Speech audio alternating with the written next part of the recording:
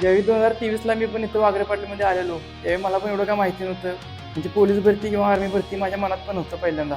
मला काय अभ्यासातलं काही येतच नव्हतं पहिल्यांदा. फक्त रनिंग करायचं आणि वर्कआउट करायचं एवढंच माझ्या मनात असायचं. अभ्यासातलं मला काही येतच नव्हतं. गणित तरी माझ्या डोक्याबाहेरचा विषय होता. मी ज्यावेळी सुरुवातीला जम्बो बॅच म्हणून सरांनी सुरुवात केलेली, त्या जम्बो बॅचमध्ये मी पहिल्यांदा ॲडमिशन घेतलेलं आणि पुढच्या 2-3 महिन्यानंतर लगेच मग अग्निवीरचा आर्मी भरतीचा पहिला पेपर होता आणि पहिल्या पेपरला काय माझं सिलेक्शन झालं नाही. मग त्यानंतर आता ही तिसरी भरती माझी शेवटची भरती होती. त्यावेळी सरांच्या बॅचला जॉईन झालो होतो. त्यावेळी सरांना सांगितलं, सर ही माझी लास्ट भरती आहे, आता ते सिलेक्शन घ्यायला लागते.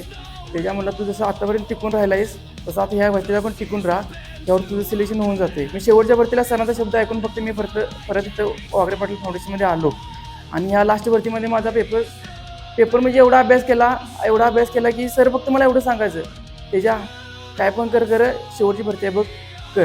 आणि शेवटची भरती होती ह्या नादात मी ह्या वर्षी रनिंग क्लिअर केलं आणि यावेळी माझं सिलेक्शन झालं. सिलेक्शन होण्यामागचं फक्त कारण एवढंच होतं की फक्त तुम्ही कोणतं पण स्वप्न पकडून धरा, फक्त कोणत्या भ्रमात राहायचं नाही की हां माझ्याकडं हे होते, माझ्याकडं ते होते म्हणून होणार नाही. ती गोष्ट आपल्याला प्रामाणिकपणे करायलाच लागते आणि केल्याशिवाय होणारच नाही. कारण की जर मी केलंच नसतं तर मला काय झालं नसतं, मी आजपर्यंत असाच बसलो असतो.